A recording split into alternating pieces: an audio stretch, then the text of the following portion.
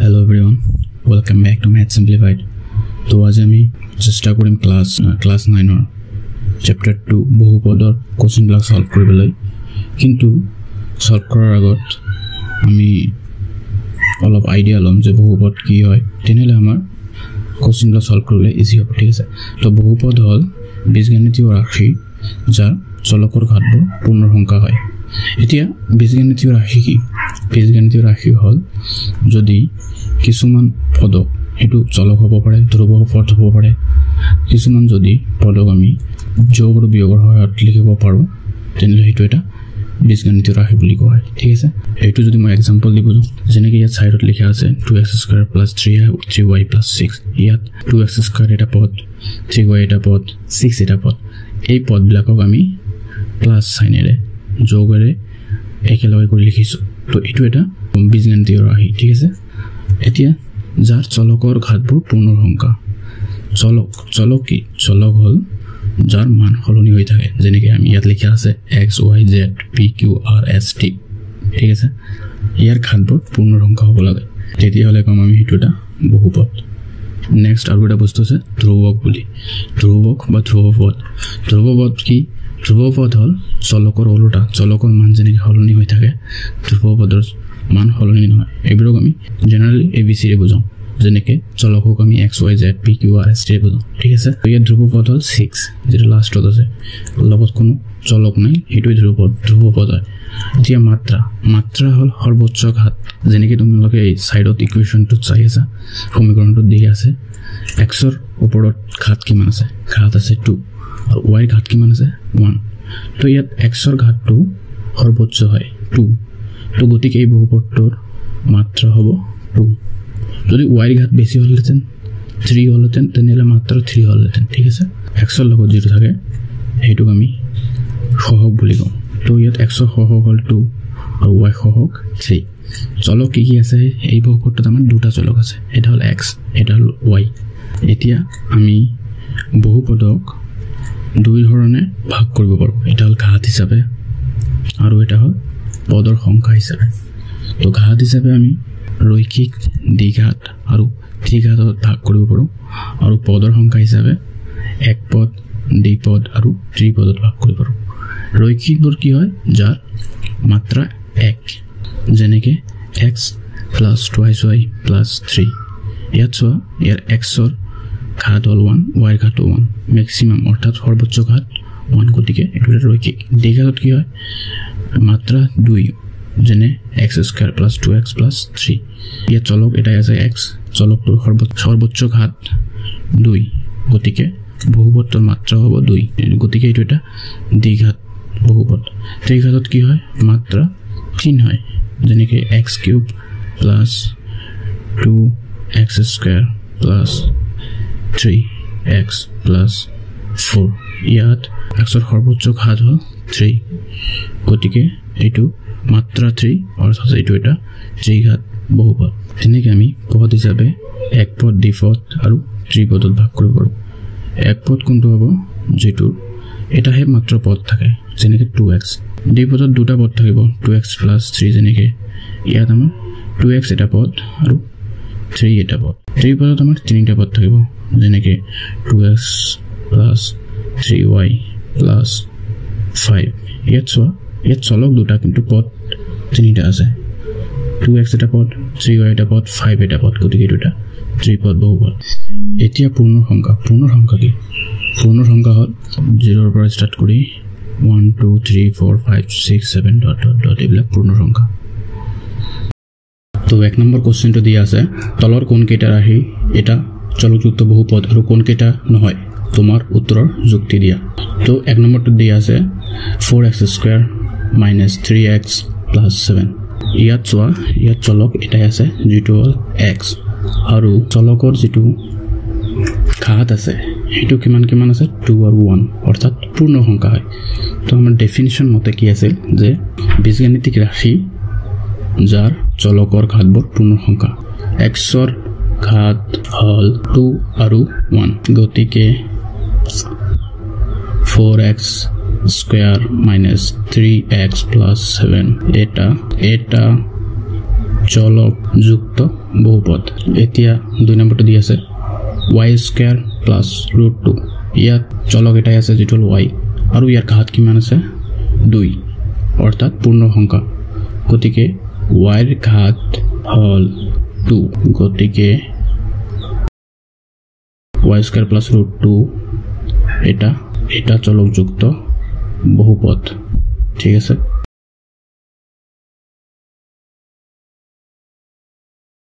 3 নম্বৰটো দি আছে 3√t + t√2 ইয়াত চলক আছে এটা চলকটো হল t এইটো আমি লিখিব পাৰো 3t⁴ 1/2 কাৰণ √2 মানে ঘাত কিমান হ'ব 1/2 + t√2 এতিয়া t ৰ ঘাত এটা আছে 1/2 আৰু এটা t ৰ ঘাত আছে 1 কিন্তু t ৰ ঘাত 1/2 মানে 1/2 এটা পূৰ্ণ সংখ্যা নহয় গতিকে এইটো এটা বহুপদ হ'ব নোৱাৰে কাৰণ চলকৰ ঘাত পূৰ্ণ সংখ্যা নহয় ইয়াত ঠিক আছে তো যেহেতু t ৰ এটা ঘাত 1/2 গতিকে বহুপদ নহয়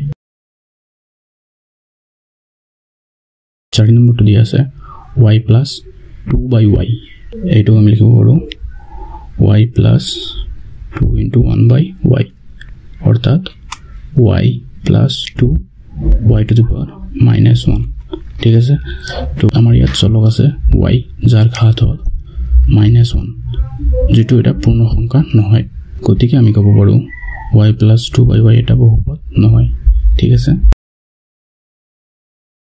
5 নম্বৰটো দিয়া আছে x⁻10 + y⁻3 + z⁻50 ইয়াত চলক তিনিটা আছে x y আৰু z আৰু প্ৰতিটো চলকৰ ঘাতবোৰ এটা পূৰ্ণ সংখ্যা হয় গতিকে আমি ক'ব পাৰো এইটো এটা চলকযুক্ত বহুপদ নহয় কাৰণ ইয়াত তিনিটা চলক আছে কিন্তু এইটো এটা বহুপদ হয় কিন্তু এটা চলকযুক্ত বহুপদ নহয় এতিয়া 2 নম্বৰ কোৱেশ্চনটো দি আছে তলৰ প্ৰতিটোৰে x² ৰ সহগ লিখা ইয়াত 1 নম্বৰটো দি আছে 2 + x² + x ইয়াত সহগ মানে হৈছে x² ৰ সন্মুখত যেটো থাকে হেতুই সহগ বুলি কওঁ তো ইয়াত x² লগত একোই নাই অৰ্থাৎ 1 আছে বুলি আমি ক'ব পাৰো তো আমি ক'ব পাৰো x² সহগ হল 1 ঠিক আছে তেনেকৈ 2 নম্বৰটো যেটো দি আছে 2 - x² + x ইয়াত x² সহগ কিমান ইয়াতো x² সহগৰ লগত একোই নাই তো মাইনাস আছে আগফালে তো আমি ক'ব পাৰো তো x² সহগ -1 3 নম্বৰটো দি আছে π/2 x² + x ইয়াতে x² লগত π/2 সন্মুখত আছে তো আমি ক'ব পাৰো x² সহগ π/2 ঠিক আছে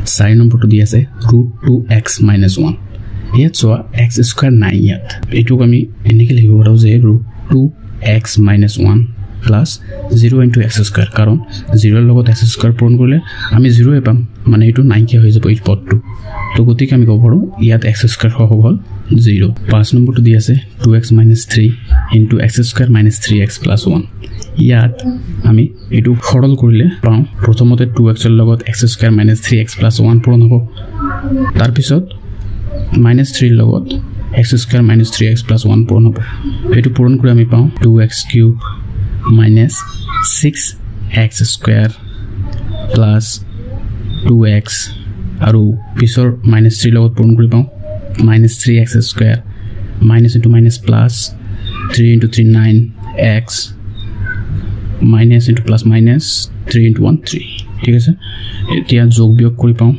2x cube minus 3x square আৰু এটা আছে minus 6x square আৰু এটা আছে minus 3x square তো minus 6 minus 3 equal to minus 9x square 2x এটা আছে আৰু plus 9x 2x plus 9x equal to 11x minus 3 ইয়াত x square লগত কি আছে minus 9 তো আমি ক'ব পাৰো ইয়াত x square হ'ব minus 9 ঠিক আছে এতিয়া 3 নম্বৰ কোৱেশ্চনটো দি আছে 35 মাত্ৰাযুক্ত এটা দ্বিপদ আৰু 100 মাত্ৰাযুক্ত এটা এক পদৰ একোটাকৈ উদাহৰণ দিয়া মানে আমাৰ এনে দুটা বহুপদ উলিয়াব লাগে যাৰ প্ৰথমটো হল দ্বিপদ বহুপদ আৰু তাৰ মাত্ৰা হ'ব লাগিব 35 আৰু দ্বিতীয়টো একপদ বহুপদ আৰু তাৰ মাত্ৰা হ'ব লাগিব 100 তো দ্বিপদ বহুপদৰ বাবে আমি এটা চলক লওঁ x আৰু চলকটোৰ ঘাত যদি আমি 35 কৰি দিওঁ তেনেহ'লে ইয়াৰ মাত্ৰা 35 হৈ যাব আৰু যেহেতু দ্বিপদ বহুপদ হৈছে সেইকাৰণে আমি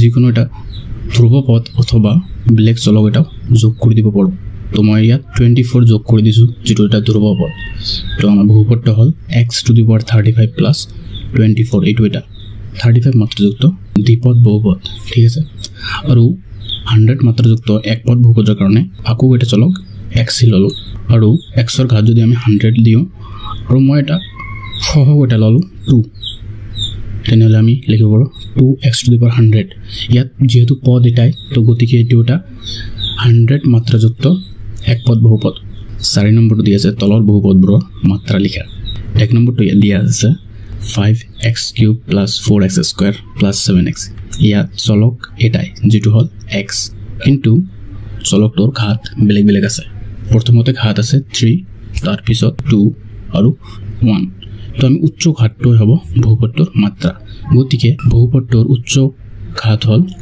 3 গতিকে আমি ক'ব পাৰোঁ বহুপদটোৰ মাত্ৰা হ'ব 3 2 নম্বৰ দিয়া আছে 4 - y² ইয়াত চলকটো হল y আৰু ইয়াৰ মাত্ৰাটো হল 2 কাৰণ ইয়াত y ৰ ঘাত হল 2 যেটো বহুপদটোৰ উচ্চ ঘাত গতিকে বহুপদটোৰ মাত্ৰা 2 3 নম্বৰ দি আছে 5t - √7 ইয়াত চোৱা চলক আছে t আৰু ইয়াৰ ঘাত দিয়া নাই অৰ্থাৎ ঘাত 1 আছে বুলি আমি জানো গতিকে আমি ক'ব পাৰোঁ বহুপদটোৰ মাত্ৰা হল 1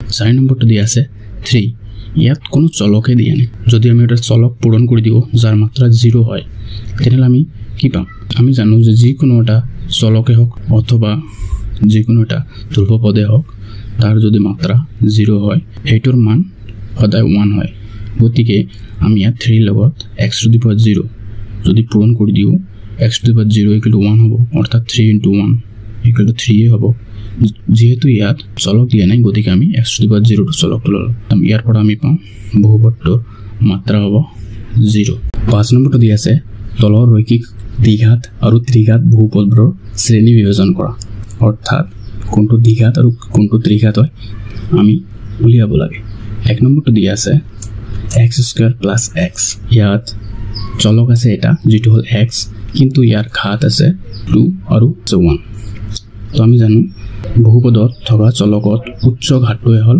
বহুপদটোৰ মাত্ৰা ইয়াত x ৰ উচ্চ ঘাত হল 2 অৰ্থাৎ বহুপদটোৰ মাত্ৰা 2 যেহেতু বহুপদটোৰ মাত্ৰা 2 গতিকে আমি ক'ব পাৰোঁ এইটো এটা দ্বিঘাত বহুপদ 2 নম্বৰটো দি আছে x - x³ সিমিলাৰলি ইয়াতো চোৱা বহুপদটো এটাই চলক আছে যেটো হল x আৰু ইয়াৰ ঘাত প্ৰথম আছে 1 আৰু দ্বিতীয়ত আছে 3 আমি জানো বহুপদৰ উচ্চ ঘাতটোৱে হল বহুপদটোৰ মাত্ৰা গতিকে ইয়াৰ মাত্ৰা 3 যেহেতু মাত্ৰা 3 গতিকে এইটো এটা ত্ৰিঘাত বহুপদ 3 নম্বৰটো দি আছে y + y² + 4 ইয়াত বহুপদৰ চলকটো হল y যাৰ ঘাত দুটা হল 1 আৰু 2 আমি জানো বহুপদৰ উচ্চ ঘাতটোৱে হল বহুপদৰ মাত্ৰা গতিকে বহুপদৰ মাত্ৰা হ'ব 2 যেহেতু মাত্ৰা 2 গতিকে এইটো এটা দ্বিঘাত বহুপদ 4 নম্বৰটো দি আছে 1 + x² ইয়াতো আমাৰ চলক এটাই আছে যেটো হল x আৰু ইয়াৰ ঘাতটো হল 1